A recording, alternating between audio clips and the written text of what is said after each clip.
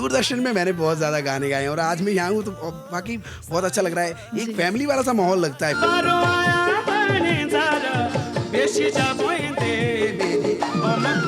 Mummy बहुत अच्छा गाते थे, जैसे मैं बात कर रहा था, खेतों में कभी जाते काम करने तो खेतों में जाते हुए कुछ गा लेना।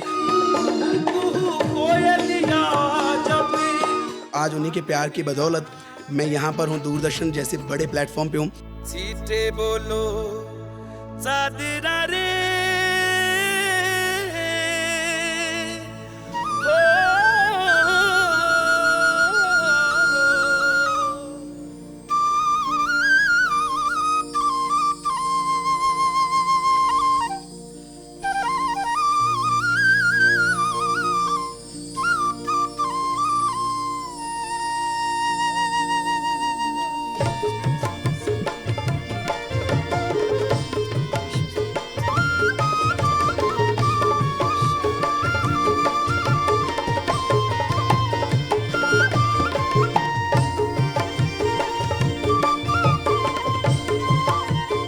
नमस्कार, हिमाचल दूरदर्शन के सभी दर्शकों का स्वागत है हमारे आज के कार्यक्रम हिमाचलोरा नज़ारा में।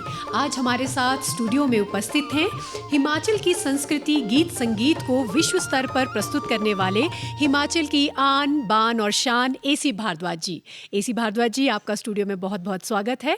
मैं आपसे एक सिंपल से क्वेश्चन से स्टार्ट करने चाहूँगी। आपका जन्म कहाँ हुआ था और क्या आप स्कूल और कॉलेज में भी ऐसे ही परफॉर्म करते थे? सबसे पहले तो मुझे लगता है दूरदर्शन का मैं अपनी ओर से धन्यवाद करना चाहता हूँ, क्योंकि और लोगों का सबसे बड़ी बात, क्योंकि लोगों ने इतना बड़ा मुझे बना दिया, इतना बड़ा मैं था नहीं जी। मेरे गानों को इतना प्यार दिया और आज उन्हीं के प्यार की बदौलत मैं यहाँ पर हूँ, दूरदर्शन जैसे बड़े प्लेटफॉर्म पे हूँ। तो इसके लिए दूरदर्शन का और पूरी जो जनता है हिमाचल प्रदेश या पहाड़ों की जनता, उनका बहुत बहुत धन्यवाद। और मैं बताना चाहूँगा, मेरा जन्म रामपुर बुशहर के डंसा गांव में हुआ है। बहुत छोटा सा और प्यारा सा गांव, और स्कूलिंग मेरी वहीं से डंसा से हुई और उसका कॉलेज के लिए मैं रामपुर कॉलेज आ गया था। और काफ़ी अच्छा माहौल रहता है घर का, और घर से ही गाना वाना शुरू किया था, क्योंकि घर का माहौल म्यूज़िकल है। मम्मी गाते हैं, पापा ढोलक बजाते हैं, तो इसीलिए वहीं से शुरुआत हुई है। मैं आपसे ये जानना चाहूँगी कि आपके नाम में एसी भारद्वाज है, तो लोग भी जानना चाहते हैं कि ये एसी का क्या मतलब है? बहुत सारे लोगों की शायद इच्छा होगी जानने की, क्योंकि पर्सनल लेवल पे मुझे भी मैसेजेस आते हैं कि आपके नाम की फुल फॉर्म बता दो। और 15 से 20 साल का समय हो गया है कि लोगों को पता नहीं है, क्योंकि ये शॉर्टकट में ही चल रहा है सारा। और होता ऐसा है कि जब थोड़ा सा लोग आपको जानना शुरू कर देते हैं, तो जिस नाम से आपको लोग जानते हैं तो वही नाम चलन में आ जाता है। तो वैसे अमीचंद घर वालों ने नाम रखा था और मेरे नाना जी ने ये नाम रखा है। तो और उसके बाद 7th क्लास में मैं पढ़ता था, और तब से हमारे एक सर हुआ करते थे, प्रिंसिपल सर डोला राम कश्यप जी। तो उनके नेम प्लेट में DR कश्यप लिखा रहता था। तो मेरे जो दोस्तों ने 7th क्लास में उसको बदल के एसी भारद्वाज कर दिया है, अमीचंद भारद्वाज को बदल के। तो बस अमीचंद भारद्वाज मेरा ओरिजिनल नेम है वैसे। जी, तो क्या आप बचपन से ही सिंगर बनना चाहते थे या आपके भी कोई और सपने थे?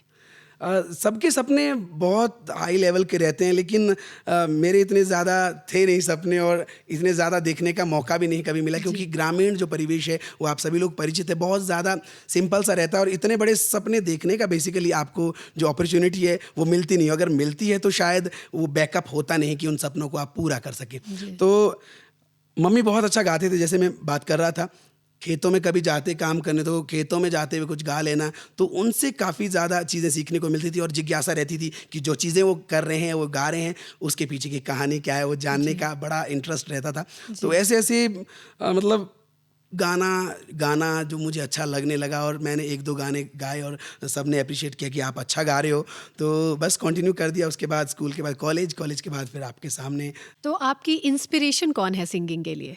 ऑब्वियस सी बात है, मेरी मम्मी इंस्पिरेशन है, क्योंकि और कोई साधन था नहीं गांव में। क्योंकि टीवी इतना ज़्यादा हुआ नहीं करते थे। अब थोड़ा सा अजीब ज़रूर लगेगा क्योंकि मेरी एज इतनी ज़्यादा है नहीं और मेरी जनरेशन के पास टीवीज़ आ गए थे, लेकिन घर की स्थितियाँ कुछ ऐसी नहीं थी कि हम टीवी भी अफोर्ड कर पाते। तो रेडियो में सुना करते थे, या फिर मम्मी के मुंह से जो सुन लिया या फिर आस पड़ोस के लोगों के मुंह से जो सुन लिया वही जहन में बैठ जाता था।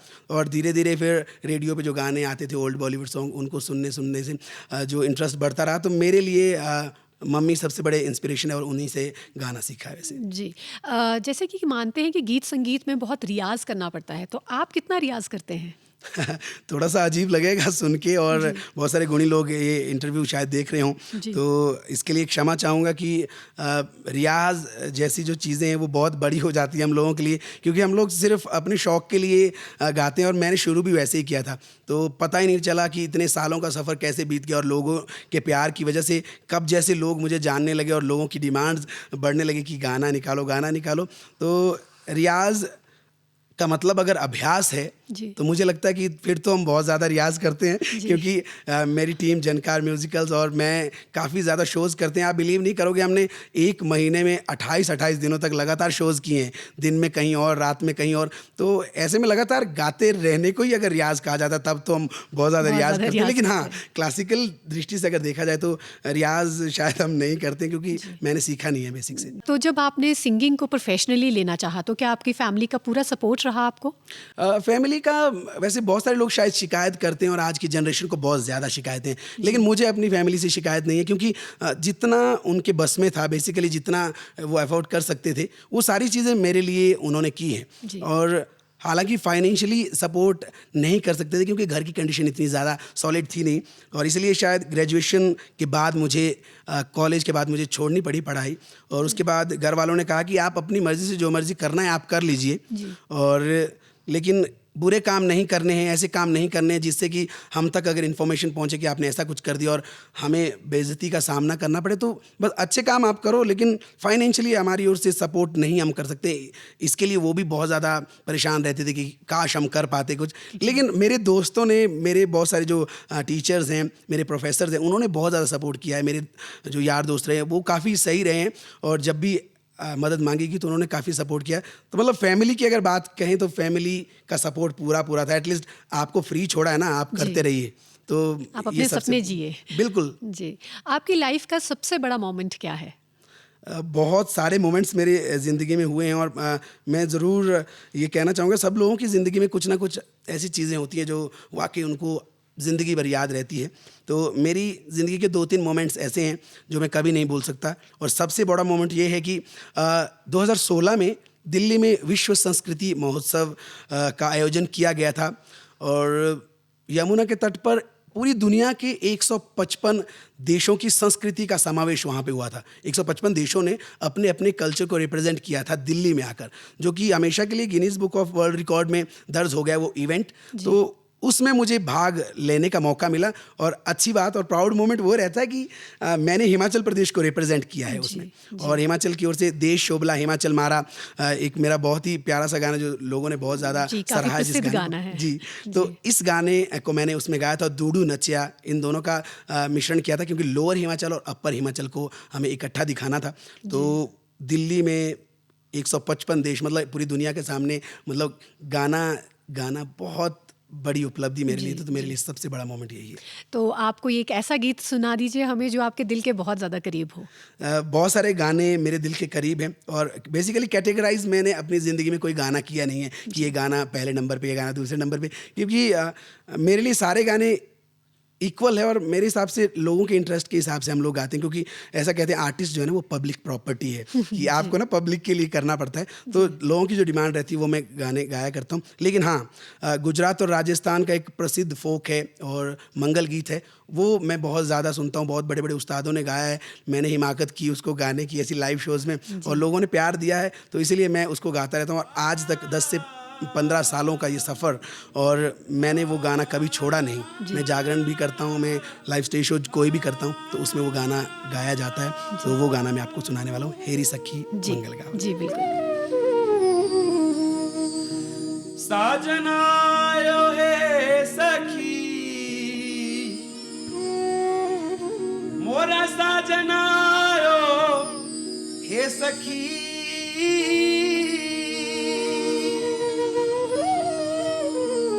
मोरा साजना आयो हे सखी, मैं तोड़ू मोतियन रो हार, लोग जाने, लोग जाने मैं मोती चुनूं, मैं तो झुक झुक करूं जुहार।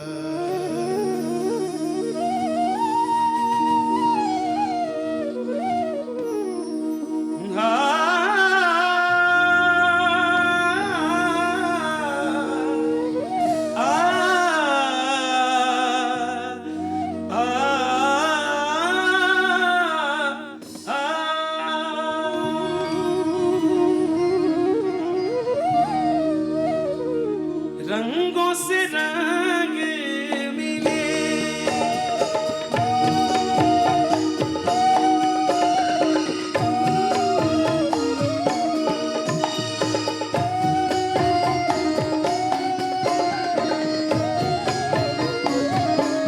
रंगों से रंग मिले, नए नए ढंग खिले, खुशियाँ जो द्वारे मेरे डाले हैं दीवा। पीहू पीहू पपिया रटे, कुहू कोयलिया जपे, आंगन आंगन है परियों ने घेरा, आंगन आंगन है परियों ने घेरा। भले हैदनाद बजाओ दे सब मिले, आज मेरे पिया करे आएंगे, आज मेरे पिया करे आएंगे।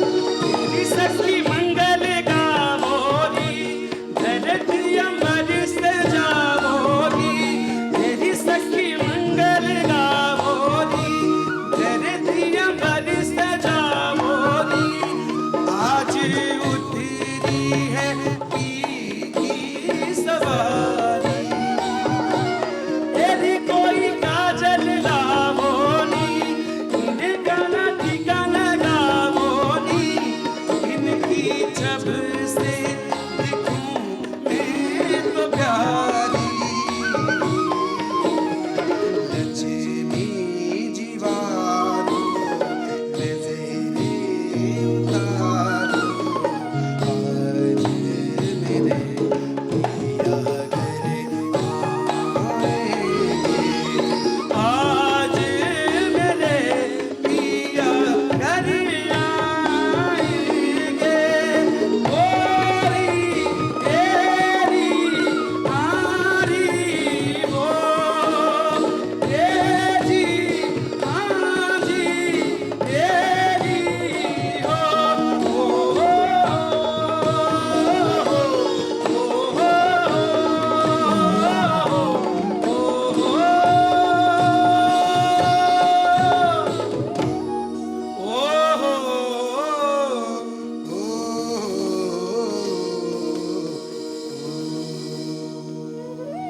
तो ये आपकी बहुत ही दिल को छूने वाली प्रस्तुति रही है, बहुत ही सुंदर गीत आपने सुनाया हमें।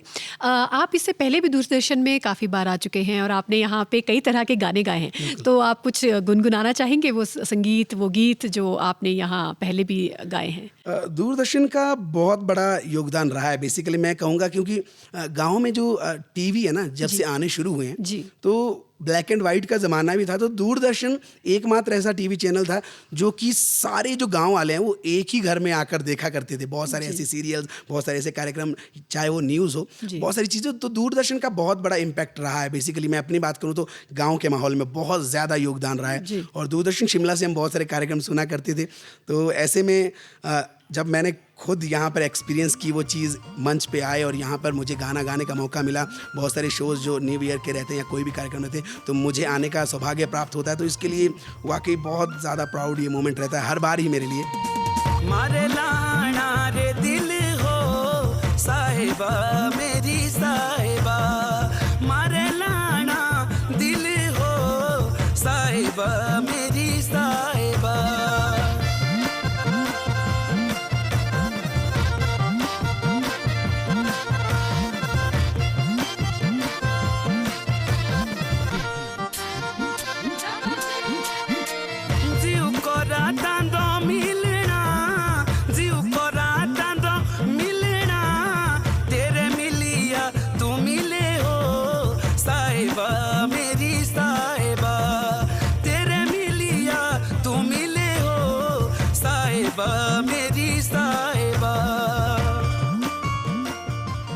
आज अब और ज़्यादा अच्छा लगता है कि अब 2-4 लोग जो जानते भी है, अब वो लोग देखेंगे तो और ज़्यादा प्राउड फील करेंगे कि वाकई हिमाचल को हम लोग रिप्रेजेंट कर रहे हैं, हर कलाकार और मंच पे हैं। तो बहुत सारे गाने मैंने गाए हैं दूरदर्शन के मंच पे भी, तो एक प्यारा सा गाना जो जिससे मुझे वाकई पहचान मिली और मेरे दिल का सबसे ज़्यादा करीबी फोक सॉन्ग देश शोभला हिमाचल मारा, ये गाना मैं आपके लिए गा रहा हूँ अभी।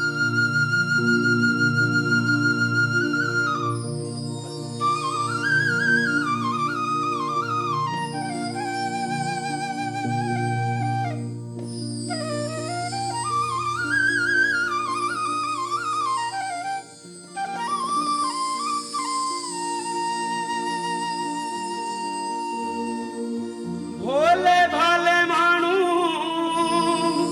मिठड़ी बोली, भोले भाले मानू मिठड़ी बोली, मिली जुली खेला प्यारो री होली, देश शोभला देशी शोभला हिमाचल मारा, जेनो चमका सरगरा तारा, देशी शोभला हिमाचल मारा, जेनो चमका सरगरा तारा, देशी शोभला।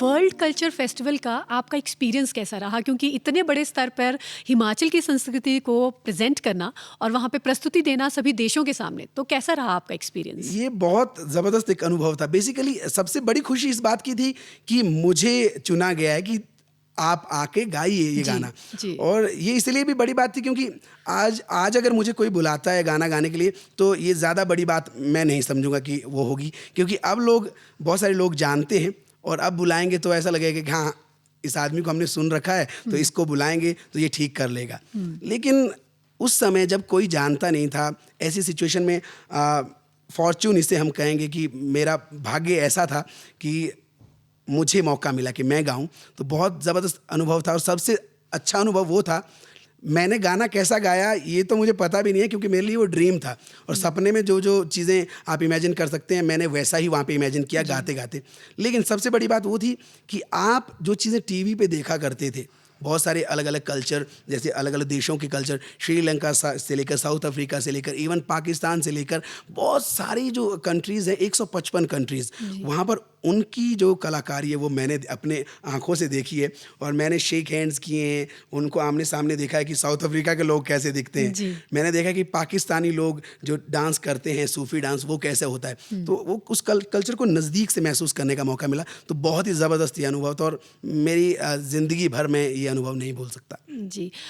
जैसे कि आप संगीत में एक नया दौर लेके आए मॉडर्न फोक नोट का, तो आप बताएंगे हमें कि क्या है ये मॉडर्न फोक नोट, और क्या लोगों ने इस पर अपना फीडबैक दिया, क्योंकि उन्हें लगा होगा कहीं ना कहीं कि ट्रेडिशनल म्यूजिक के साथ कहीं ना कहीं थोड़ी छेड़छाड़ हुई है। बिल्कुल, तो बिल्कुल। आपने किस तरह से संभाला इस सब भी?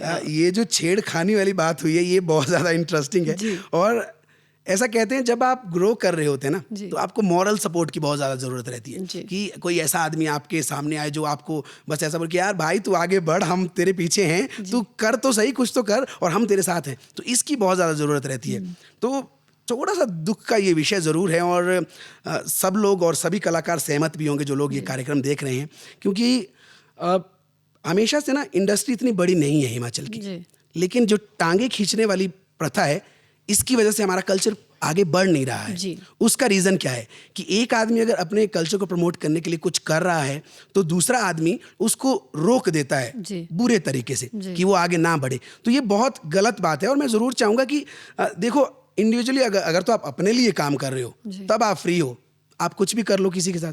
लेकिन अगर जहाँ पे हिमाचल की बात हो रही है, हमारी संस्कृति की बात हो रही है, तो मुझे लगता है सबको साथ में चलने की ज़रूरत है, तभी पूरे विश्व स्तर पर हिमाचली संस्कृति का डंका बजेगा। जी। और मॉडर्न फोक नोट का कॉन्सेप्ट यही था कि नाम में ही पता है, मॉडर्न फोक नोट मतलब मॉडर्न तरीके से फोक के जो नोट्स हैं उनको क्रिएट किया गया। जी। मतलब मेरी कोशिश ये रहती थी कि लिरिक्स के साथ और कॉम्पोजिशन के साथ कोई छेड़खानी ना हो, जी। जो ओरिजिनलिटी है गानों की वो रहे।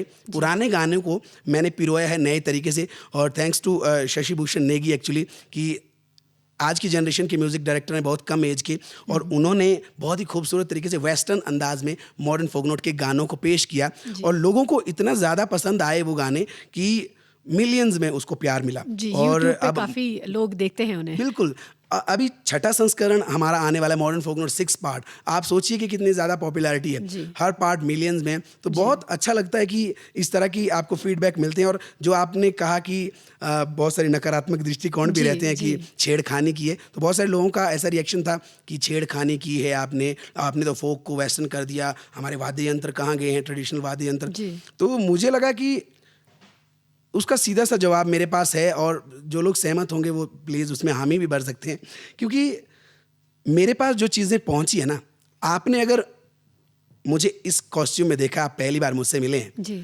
तो आपके सामने मेरी इमेज ऐसी बन जाएगी जी। कि अच्छा वो आदमी जो टोपी पहन के आता है, वो आदमी जो हाफ जैकेट पहन के आता है जिसके पट्टी से लगी रहती है, ये इमेज आप लेकर जाओगे। जी। तो वैसे ही हम लोगों के साथ होता है कि मैंने अपनी जनरेशन के कोई भी सिंगर ऐसे देखे नहीं है जिन्होंने फोक गाया हो, जिन्होंने फोक कॉस्ट्यूम पहना हो, जिन्होंने फोक के लिए काम किया हो, जिन्होंने नगाड़ा बजाया हो, जिन्होंने ढोल बजाया हो। ऐसा कोई सिंगर देखा ही नहीं मैंने। इवन हमारे ट्रेडिशनल जो सिंगर, जो पुराने सिंगर है, मैं मतलब थोड़ा बड़ी बात हो जाएगी, लेकिन उनको भी मैंने कभी ट्रेडिशनल ड्रेसेस में देखा ही नहीं एक्चुअली। जी। तो इसलिए मुझ तक जो चीज़ें पहुंचेगी मैं पब्लिक तक वही पहुंचाऊंगा ना। जी, जी। इसलिए मैंने कोशिश की है ये चीज़ें क्रिएट करने की कि मैं वेस्टर्न जनरेशन के साथ पैदा हुआ हूं, तो वेस्टर्न के साथ, लेकिन फोक को मैं लेके आऊँगा, क्योंकि बिल्कुल अगर हम ट्रेडिशनल हो जाएंगे तो बहुत ज़्यादा मुश्किल हो जाएगा। हम आज की जनरेशन के हिसाब से Fusion। और पुरानी जो जनरेशन है उनको साथ में लेकर चलने की बात है, तभी जाकर संस्कृति डेवलप जी। करेगी। तो आप अपने मॉडर्न फोक नोट से कुछ हमें गीत सुना दीजिए। बिल्कुल, बहुत सारे गाने उसके पॉपुलर हुए हैं, जी। और बिना उसके तो मुझे लगता है ये कि अधूरा है हमारा बिल्कुल इंटरव्यू अधूरा हो भी। जाएगा। तो बहुत जी। सारे गाने, तो मॉडर्न फोक नोट में जितने भी गाने हैं वो मैं आपको सुनाने वाला हूँ, और शुरुआत करते हैं मॉडर्न फोक नोट 1 से। मैं करूँगा कि जो इतना ज़्यादा पॉपुलर नहीं हुआ था, लेकिन उसमें जो हमारे महासवी क्षेत्र है, आउटर सिराज वाला क्षेत्र है, तो वहाँ के जो गाने हैं वो मैंने वेस्टर्न बीट में गाए थे, अनप्लग्ड गाया था, उससे शुरुआत करते हैं, और उसके बाद कुछ एक गाने और सुनाऊंगा। जी। चलिए।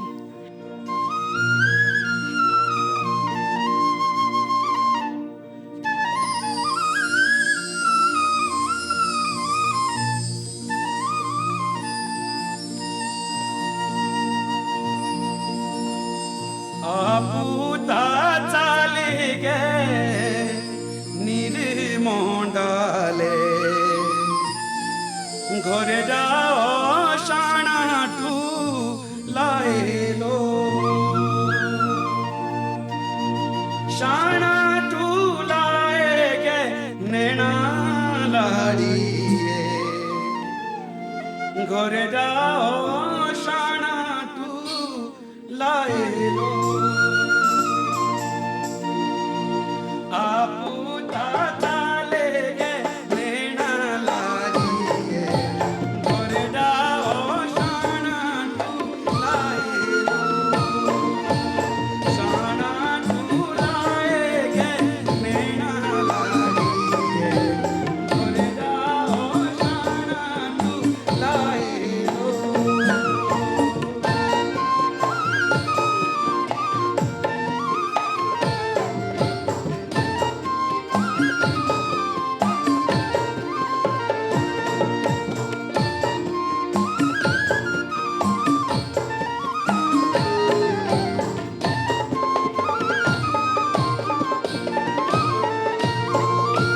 ढोले नी हांडेना दूरे पेंडे सोंगे नीना माटीड़ा पाएलो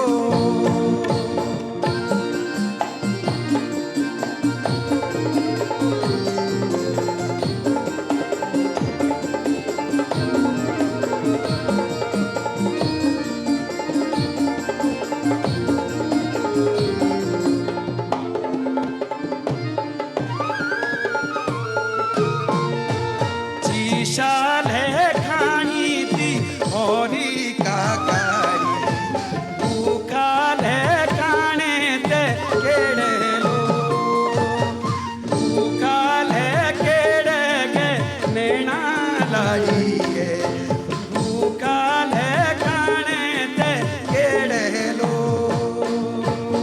मोरी दे मानू सब देवे जो परी जीऊं दे मानू ले मेरे लो जीऊं दे मानू ले मेरे लागिए जीऊं दे मानू ले मेरे लो ये आपने बहुत ही सुंदर लड़ी प्रस्तुत की है हमारे सामने और हमें तो बहुत ही आनंद आ रहा है। मैं आपसे ये जानना चाहूँगी कि कहते हैं कि हिमाचल में कुछ ही किलोमीटर पे बोलियाँ बदल जाती हैं, तो क्या ये जिस तरह से बोलियाँ बदलती हैं, क्या इसका असर हिमाचल की संस्कृति को प्रमोट करने में थोड़ा फ़र्क पड़ता है? इस वजह से शायद हिमाचल की संस्कृति ज़्यादा प्रमोट नहीं हो पा रही है? ये मुझे लगता है कि आज के हिसाब से ये सबसे बेहतरीन सवाल कहा जाएगा आज की जनरेशन के लिए। जी। ये सबसे बड़ी जो मजबूरी है हमारी, या फिर ये भी कह सकते हैं कि वैसे तो एक यूएसपी हम कहते हैं, जो प्लस पॉइंट हमारा रहता है, वो हमारा प्लस पॉइंट ये है कि इंडिया को हम संबोधित करते हैं यूनिटी इन डाइवर्सिटी, मतलब विविधता में एकता का जो देश है वो भारत है। जी। वास्तव में हिमाचल अगर पर्टिकुलरली अलग से लिया जाए तो हिमाचल अपने आप में यूनिटी इन डाइवर्सिटी का प्रतीक है। जी। क्योंकि जहाँ पे 2-2, 3-3 किलोमीटर्स के बाद बोलियाँ बदल जाती हैं, कॉस्ट्यूम बदल जाएगा, आपका तरीका रहन सहन खान पान बहुत सारी चीज़ें बदल जाती हैं। तो ऐसे में ये कहीं ना कहीं ये जो हमारे फोक को है, जो अगर म्यूज़िक की बात की जाए, अगर फोक सॉन्ग्स की बात की जाए, उसको बड़े लेवल तक पहुँचाने में काफ़ी ज़्यादा लो साबित होती है, क्योंकि इसकी वजह से शायद हम नहीं पहुंच पा रहे हैं आगे। और ये प्लस इसलिए है क्योंकि ये हमारे ब्लड में है, लेकिन माइनस यहाँ पे क्योंकि हिमाचल की अपनी कोई ऐसी भाषा नहीं है, अपनी ऐसी कोई बोली नहीं है जिसमें कि कॉमन हिमाचली प्राउड करे कि ये हिमाचली है। जी। अगर मैं बोलूँ तो आप बोलेंगे अच्छा ये तो बुशहरी है। जी बिल्कुल। कोई और बोला अच्छा ये तो कुल्लवी बोली है। हाँ। कोई बोले नहीं ये बिलासपुरी बोलती है। जी, जी। कोई चंबा की बोलती है, लेकिन ऐसा नहीं बोलेगा कि हिमाचली बोली है। हाँ। तो पर्टिकुलर जब तक बोली नहीं बनेगी तब तक बहुत मुश्किल है। इसलिए मैशअप में आपने सुना होगा ज़रूर कि मैं कोशिश करता हूँ कि यार अगर मैं रामपुर का गाना गाऊंगा तो शायद रामपुर के लोग सुनेंगे, बाहर के लोगों को समझ नहीं आएगा। कुल्लू का हमें समझ नहीं आता। आपको किन्नौर जाइए, लाहौल स्पीति जाइए, आपको समझ नहीं आएगा। लेकिन मैंने क्या किया है, लाहौल स्पीति के 2 गाने, किन्नौर के गाने, चंबा के गाने, कांगड़ा के गाने, हिमाचल के कोने कोने से गाने मैंने उठाए और उनको सबको कंबाइंड किया, और उसकी वजह से वो 12-13 गाने 12-13 डिस्ट्रिक्ट को रिप्रेजेंट करते हैं और पूरा हिमाचल रिप्रेजेंट होता है। इंडिविजुअली हर आदमी अपनी जगह पे अपना गाना सुन रहा है, लेकिन इनडायरेक्टली वो दूसरा गाना भी सुन रहा है। और इसकी वजह से 36 कंट्रीज़ में, 36 देशों में मॉडर्न फोक नोट सुना जाता है। और मुझे प्राउड फील हो रहा है ये कहते हुए कि मैंने 3 देशों में, जिसमें कि कनाडा है, सिंगापुर है और साथ ही साथ मोरक्को, अफ्रीका, इन 3 जगहों में मैंने हिमाचली एक टोपियां हैं ये भेजी हैं कुरियर करके। तो ये प्राउड मोमेंट है कि वहाँ पे बहुत बड़ी लोग उपलब्धि है। ये इनको प्यार कर रहे हैं। तो ये हिमाचल की जीत है जी बेसिकली। जी। और हमने देखा है कि हम जब भी आपकी कहीं परफॉर्मेंस देखते हैं या कहीं पे भी आप आते हैं, तो आपका ये जो आउटलुक है कुछ इस तरह से, एक टोपी, एक बास्केट, तो इसके पीछे भी कुछ कारण है या आप वैसे ही ऐसे कैरी करते हैं अपने कपड़ों को? भीड़ में अलग दिखने की चाह है ना, वो सब लोगों में होती है। वो चाहते हैं कि आप अगर 1000 लोगों के बीच खड़े हों तो आप अलग से आइडेंटिफाई हो जो कि कौन आ रहा है। तो और हर आदमी को नोटिस नहीं किया जाता है। अगर सब इक्वल होंगे, एक जैसे होंगे, तो शायद पहचाने ना जाएं। तो मुझे लगा यार हिमाचल को मैं रिप्रेजेंट कर रहा हूँ, कोई बेसिक एक कल्चर में क्या प्रमोट करूँ। जी। अगर मैं रामपुरी ड्रेस पहनता हूँ तो लोग बोलेंगे यार कहाँ है, बिलासपुर में तो ये पहना नहीं जाता है, आपने तो ये तो कुछ कहीं और कहीं, हिमाचली थोड़ा ना है, तो पर्टिकुलर रामपुर को हो गया। किन्नौरी में पहन नहीं सकता, तो मुझे लगा हिमाचली ऐसा क्या बनाया जाए। तो मैं ये नहीं कहता कि ये हिमाचली है, लेकिन हाँ मुझे लगा मैं वेस्टर्न के साथ, ये वेस्टर्न चीज़ें हैं सारी, लेकिन फोक की पट्टियाँ आप देख सकते हैं इसमें डाली गई हैं। और कैप है, कैप में भी बहुत सारी आप देखते हैं वेराइटीज़ हैं। बेसिकली ग्रीन आ गई हैं, रेड आ गई हैं, ब्लैक आ गई हैं। मुझे लगा क्यों ना मैं ये जो कॉमन कलर्स हैं इनसे हटके मैचिंग सा करूं, ताकि आज की जनरेशन को पसंद भी आए वो कलर कॉम्बिनेशंस, और साथ ही साथ वो इसको अट्रैक्ट करें उनको। और मज़े की बात ये, अट्रैक्ट हो रहे हैं लोग और लोग मुझसे डिमांड कर रहे हैं। और इसके लिए बहुत जल्दी मैं उनके लिए इन कपड़ों का भी एक बहुत सारी चीज़ें लाने वाला हूँ, ताकि लोग इनको देख सकें, इनको परचेज़ कर सकें। तो बहुत अच्छा लग रहा है जी। यंगस्टर्स काफ़ी मॉडर्न आउटलुक पसंद कर रहे हैं आपका। बिल्कुल। तो आप हमें कुछ एक बहुत ही बेहतरीन सा गीत सुना दीजिए फिर अब। बिल्कुल, आपको लिए चलता हूँ मैं चंबा की ओर, और बहुत ही प्यारे प्यारे से गाने वहाँ पर। एक गाना मेरा बहुत ज़्यादा, मैं बात कर रहा था कि विश्व संस्कृति महोत्सव में मैंने देश शोभला के साथ ये गाया था, दूडू नचिया।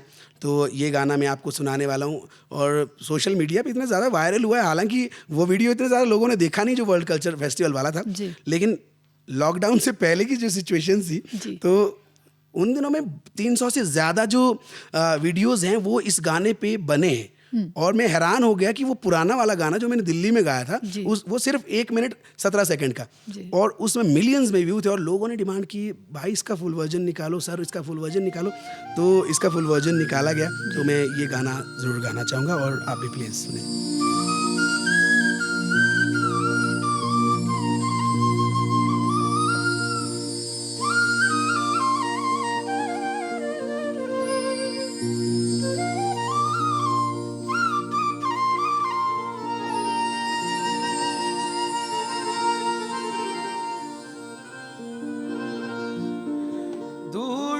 नचिया जटां जो खलारी हो, दूडू नचिया जटां जो खलारी हो, दूडू नचिया जटां जो खलारी हो, दूडू नचिया जटां जो खलारी हो।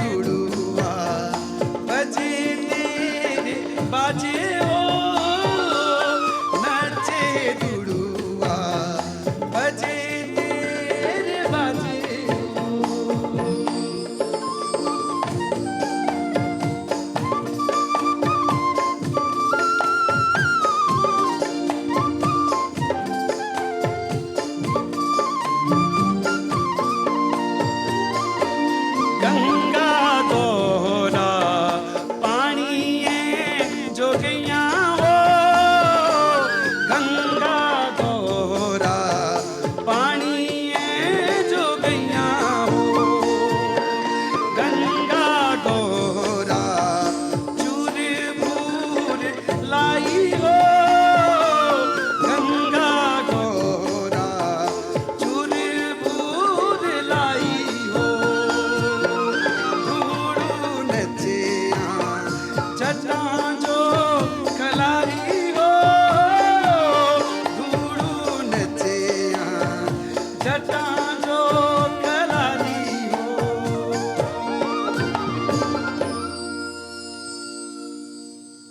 आपसे जानना चाहूँगी कि एक छोटे से गांव से निकलकर यहाँ तक का सफ़र आपका कैसा रहा? बहुत मुश्किल रहता है जब आप बिल्कुल दिक्कतों में जीवन यापन कर रहे हों और गांव से एकदम से मॉडर्नाइज जो दुनिया में आपका प्रवेश हो, तो अपने आप में बहुत ज़्यादा टफ रहता है। वो झिझक रहती है, वो बहुत ज़्यादा शाइनेस रहती है कि आप कैसे फेस करोगे, कपड़े कैसे पहनोगे, आपकी बाहर जाके लोग आपको क्या कहेंगे। तो हालांकि इतने ज़्यादा ट्रेडिशनल मैंने कपड़े नहीं पहने कि मुझे दिक्कत आती, लेकिन हाँ ये रहता है कि थोड़ा सा कॉन्फिडेंस लेवल कम रहता है शहरों में जाने के बाद। तो गांव से शहरों का सफ़र बहुत ज़्यादा सही रहा, क्योंकि कॉलेज लाइफ में जब मैं एंटर किया तो +2 तक हमारे स्कूल है जो मेरे गांव में ही है, डंसा में, और उसके बाद मैंने ग्रेजुएशन के लिए मैं रामपुर बुशहर जो कॉलेज है हमारा, वहाँ पे मैं आ गया था। उसके 3 साल बहुत ज़्यादा अच्छे रहे मेरे लिए, क्योंकि इसमें बहुत सारे जो मेरे दोस्तों का है, मेरे जो प्रोफेसर्स हैं उनका साथ मिला, और उनके साथ साथ मैंने बहुत सारी चीज़ें सीखी। मुझे मौका मिला गाना गाने का, मुझे मौका मिला बहुत सारे चीज़ें करने का, तो काफ़ी अच्छा अनुभव रहा है और अब हो रहा है तो काफ़ी सही लग रहा है। ये मॉडर्न फोक नोट जब आपने गाने गाए तो उसके बाद आपकी ज़िंदगी में किस तरह के बदलाव आए? मॉडर्न फोक नोट के बाद बिल्कुल आप जानते हैं कि एक ऐसी चीज़ आपकी ज़िंदगी में रहती है जो हमेशा के लिए आपकी लाइफ बदल के रख देती है। तो मॉडर्न फोक नोट मेरे लिए वो था। मैंने 30 से 40 गाने गाए थे, लेकिन उनको इतना ज़्यादा रिस्पॉन्स नहीं मिला। लेकिन जैसे ही मॉडर्न फोक नोट आया तो मुझे लगा ये आज की जनरेशन को कनेक्ट करेगा। तो बहुत सारे लोगों ने इसको प्यार दिया, तो दुनिया कुछ और ही हो गई। मतलब जो आदमी पहले जिसको नहीं पूछा जाता था वो आज स्टार नाइट करने लग गया है, उसको पूछा जा रहा है, तो बहुत अच्छा लग रहा है। जी, तो आप हमें इस मॉडर्न फोक नोट का ही एक गीत सुना दीजिए। मॉडर्न फोक नोट में बहुत सारे गाने गाए हैं, और सबसे बड़ी बात ये है कि मॉडर्न फोक नोट के बाद दूरदर्शन में मैंने बहुत ज़्यादा गाने गाए हैं, और आज मैं यहाँ हूँ तो बाकी बहुत अच्छा लग रहा है। एक फैमिली वाला सा माहौल लगता है फिर, क्योंकि आप बहुत बार आ चुके हैं और मैंने बहुत सारे गाने गाए हैं दूरदर्शन में। तो एक गाना ज़रूर मैं वो भी गाना चाहूँगा बिल्कुल, जो दूरदर्शन में आपने पहले भी गाया, क्योंकि मॉडर्न फोक नोट में भी वो गाना था और दूरदर्शन के लिए अलग से मैंने रिकॉर्ड किया है वो जी, गाना। ज़रूर। तो वो गाना सबसे पहले जी।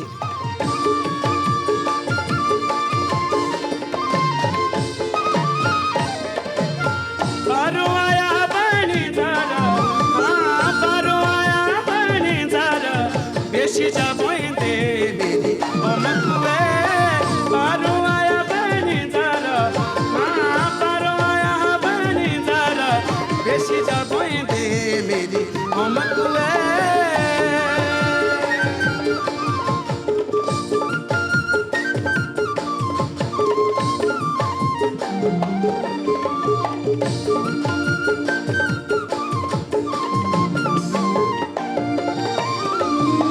दिन बीताता है सारा, हाँ दिन बीताता है सारा, बोले तू लाई जा मेरी ओमकुए। दिन बीताता है सारा, बोले तू लाई जा मेरी ओमकुए।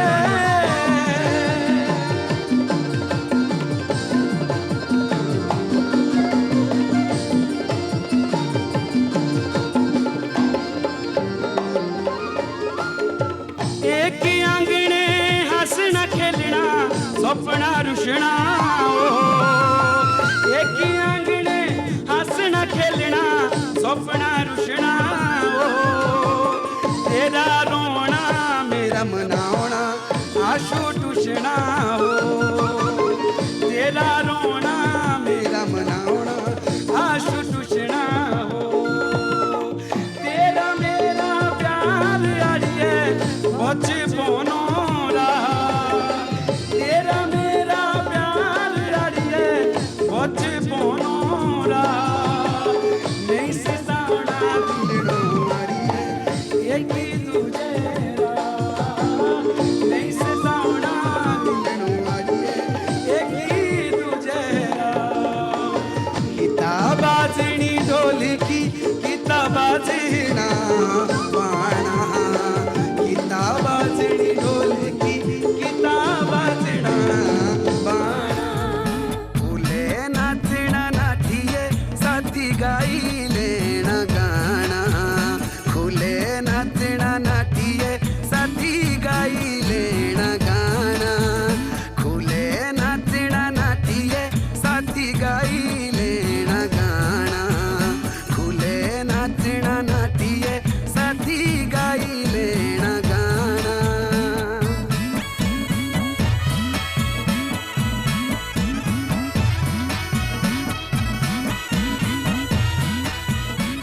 हमारे साथ आज हमारे दर्शक भी इन गीतों का आनंद उठा रहे हैं।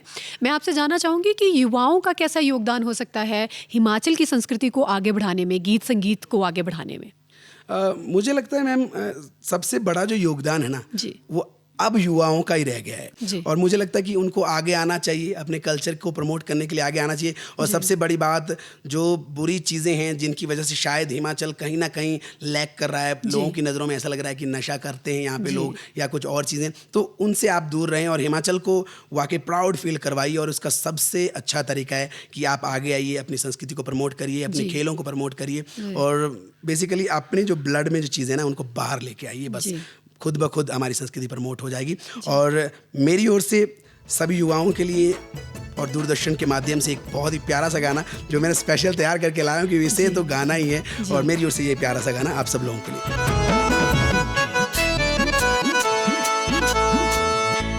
काटी लेनी कुकड़ी रे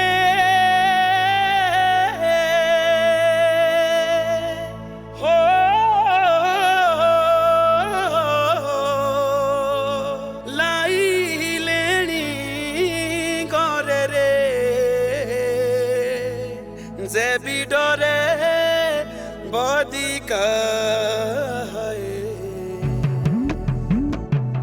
ते रोए करे चूरिए अपने घरे रोए करे चूरिए लो रोए करे चूरिए अपने घरे रोए करे चूरिए लो हाँ रोए करे चूरिए अपने घरे रोए करे चूरिए लो हाँ रोए करे अपने घरे रोए करे चूरिए लो रोए करे चूरिए अपने घरे रोए करे चूरिए लो रोए करे चूरिए अपने घरे रोए करे चूरिए लो।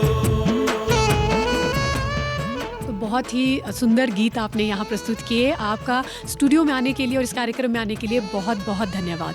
अब वक्त हो चुका है, अब आपसे फिर से मुलाकात होगी अगले कार्यक्रम में। तब तक के लिए धन्यवाद। चीटे बोलो चादरा रे हो